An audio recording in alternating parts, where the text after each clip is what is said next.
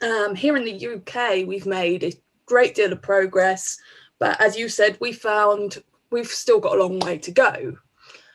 With that in mind, my question is this: what could be the roadmap for a real and lasting change that UNICEF have for a complex social system like in India? Nice to meet you too, Natalie, and thanks for that very easy question. And thanks also for pointing out that gender equality is a dimension pertinent across the globe, and it's very varying degrees in different countries. And in every country, we have to keep recalibrating and keeping an eye on how things are going. Legislation and the other requirements that is needed for the framework to try and address these issues. And I think mostly that is in place. The second big bucket would be, are the essential services that are needed, and are they being provided in a gender responsive manner? So it's not just counting the parity side of, say, kids being in school, but also, are we looking at completion rates? Are we looking at learning? Are we looking at, the safety issues and whether they face violence in schools or not? So it's to look at that service delivery side of it. Now, when it comes to I think while we continue to address the norms that are exhibited by adults, it's really important that we work with children and young people, that we start, we don't wait till they become women and men. We have to start at the socializing side. We have to start with the parents, especially with the young parents, so that they are cognizant that how they treat even their babies, and how they promote the socialization, no matter whether it's through toys or play, or how they are, how they're seated around the table. That is where we have to start. It's about in schools and in places as children grow up. What is the message they're getting? What are the role models they are seeing? We once did this study looking at violence against women, and we found that the young boys were actually at a fork. On the one hand, they saw that they knew that morally and ethically beating up your sister or your wife or your mother is not acceptable. But they then saw their peers, their fathers, their brothers engaged in it. And so how we can really move towards the positive stereotyping, not the negative stereotyping. We need to portray the cases where things are working.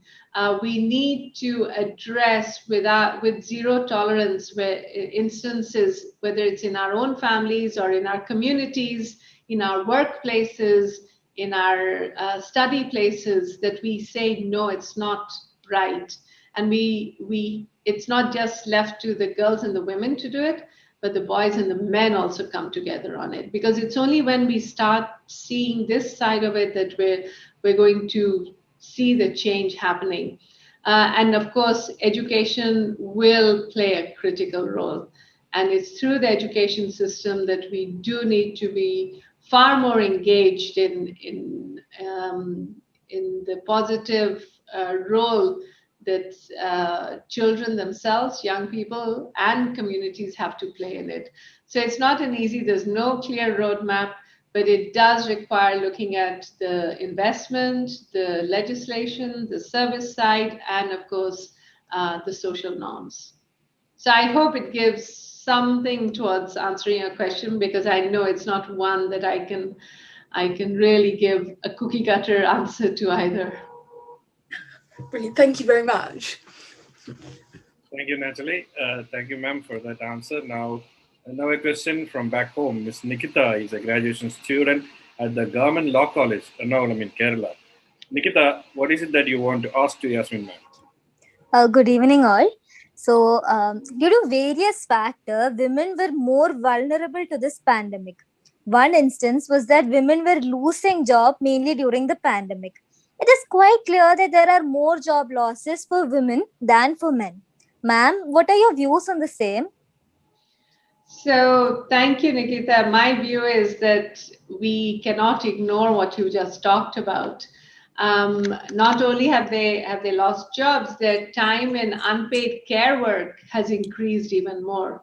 And in fact, even professional women who might be working remotely, the burden on home work, home care work has increased, and they're really stretched to the limit, and we are seeing the psychosocial effects of it. So it's really important that we keep this in mind, and that as we put in place recovery programs or even response programs to the pandemic, we take this into account. So for example, if we just look at the ASHA and the Anganwadi worker, they're fortunate they've kept their jobs, but they've still had to continue with their family commitments. When they've got into villages and households, they've been chased away at times. They have not been treated with respect and dignity. So it's really important that we come out strongly whenever we see anything like that happening. It also means that, like I mentioned earlier, every data is disaggregated by male, female, so that we do get a correct picture of what's happening in the job market. It also means that that we look at what are the job market requirements, and do the girls and women have the same access as a boy and a man would have. So it's not about one getting more than the other, it's about having equal access and equal opportunity. And that's a lot where the gender divide comes in, because the digital divide becomes a real divide in this pandemic time. And that's where we do need to really support girls and women's aspiration and work at the enabling environment so that they're not seen as burdens. The biggest worry we have is we're going to see an increase in child marriage rates. And if that happens, then we need to also really battle against that, but also make sure that even if a girl is married, it doesn't mean that she's no longer able to develop and reach her potential. So I think it's really important that you and others keep raising this question and asking what is being done. Thank you, ma'am. Thank you, ma'am. We are past 1 hour and we still have a capacity crowd in our Zoom and other social media platforms. Now we have Ms. Marina Tosheshka from North Macedonia. Ms. Marina, you can ask your question now. Thank you. Greetings from North Macedonia, and congrats for this amazing initiative, because learning from the best and connecting each other and networking showed us that we are better together, and only together we can build the better world for every human being.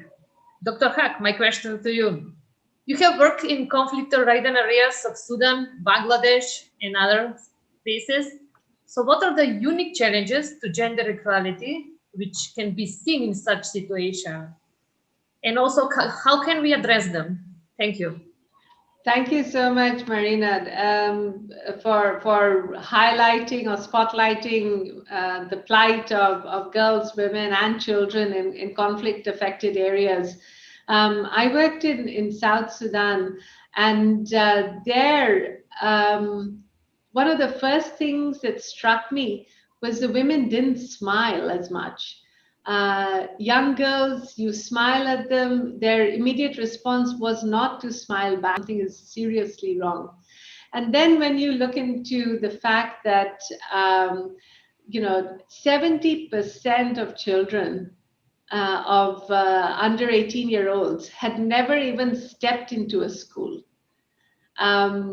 When we see the conflict, there was a North-South conflict, but also within the country, there's the conflict between the tribes. And we've seen gender-based violence being used as a weapon, even in the tribal conflicts. And when you see that, you know, I think that's where a unique challenge is, because in conflict situations, the rule of law is not as it should be. Women's access to redress is not there. And it's a silent suffering that they have to go on with, because they're not getting their basic services. They don't have the forums to bring issues about. And that's why it's really important that we look at the numbers closer. So, for example, we were running, you know, child-friendly spaces for populations who were displaced. And when we started looking at the numbers, we found that there were more boys coming to these spaces than girls were. But until we asked the question, we didn't see the difference. And then we had to go back and ask why. And we found that a lot of it was the families were scared to even let the girl move from their hut in the displaced camp to the child-friendly space. Or the girl was more engaged in helping her mother in the household chores and looking after younger siblings than she had to go and you know, participate in something which was seen as play or frivolous.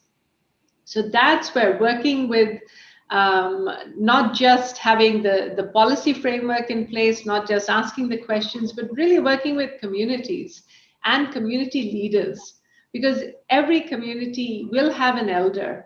They will have someone that the parents respect. They will have someone that the children respect. How do we get them to encourage girls to come forward? How can we get them to say, no, it's not right, for them to stand up to any violence against girls? So it's really important that we work with local communities, especially, while we put in place mechanisms to A, detect, and B, to manage the cases. And it's not just the immediate management, it's what about the psychosocial recovery that is needed to go with it. So very much what we would see in a non-conflict situation, it just gets amplified and it gets, you know, it gets multiplied many times more. And that's where a lot more attention is needed. I hope this answers your question. Thank you so much. It was wonderful. Thank you. Thank you, ma'am. I think there is time for one more question. This question is by Abel Jomon, Vijayan Higher Secondary School, Kottayam, a district in Central Kerala. Ma'am, before we go into the question that Abel has for you, let me introduce Abel. He is a student police cadet, because just now you have talked about a generation of girls who have forgotten to smile or who dare not to smile. The Student Police Cadet is a hugely successful social intervention program that evolved under the thought leadership of Vijayan sir. In 10 years, it will create an army of socially responsible students who are changemakers in a larger sense. Abel is a representative of this Student Police Cadet army. Abel, are you ready with your question? Yes, sir. Please go ahead, Abel. Ma'am is waiting. Good evening, everyone. Hi, ma'am. Hi, Abel. Abel, can you speak a little bit louder? Okay. Yeah. My question is, everyone speaks of the need for women to talk their place at high table. But this change... Wonderful question, Abel. And I'm sure, firstly, let me also say how excited I was to meet the Student Police Corps. Amazing how young people have come together to learn discipline, to learn about social responsibility. And the fact that you're asking me this question is great too, because it's really important that, as I've been mentioning, that the men and the boys in our household do their utmost. And we need to reflect on it, how that behavior is really either inhibiting or supporting girls in taking up their place. So the role of parents and caregivers is crucial. So one thing I'd start with, firstly, that fathers need to interact with their children, no matter whether it's a boy or a girl. So fathers being involved in play with children is crucial. We've seen that